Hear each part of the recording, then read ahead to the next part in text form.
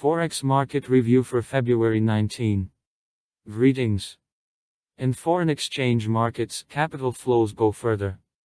Since a number of assets were bought out on stock exchanges, this also influenced the leading rates of the majority currency pairs. I propose to see how it influenced in this review. Currency pair EUR/USD. As I said, it was too early to panic. It is not for nothing that I use the open and forget strategy in Forex.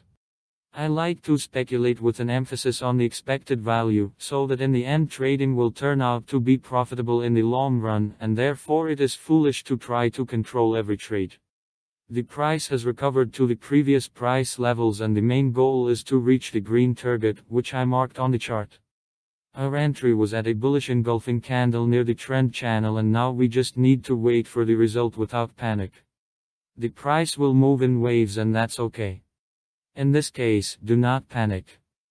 If you cannot come to terms with the fact that some transactions will be unprofitable, then you need to reduce the risks, as well as take this new approach, because this is the only way to make money in the Forex market.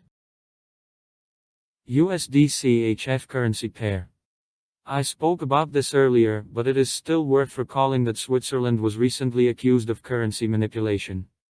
That is, the Central Bank of Switzerland carried out foreign exchange interventions to weaken its currency.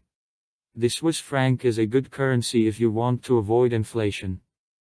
Along with the Gina, it is considered one of the safest havens, but the problem is that it is terribly unprofitable for Switzerland itself, because import prices are falling, and the country's exports remain out of competition.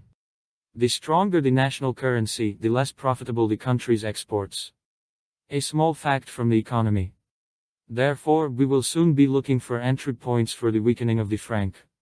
Those who have more experience can already long this asset within the day, but this is an option for those who have been familiar with Forex for a long time.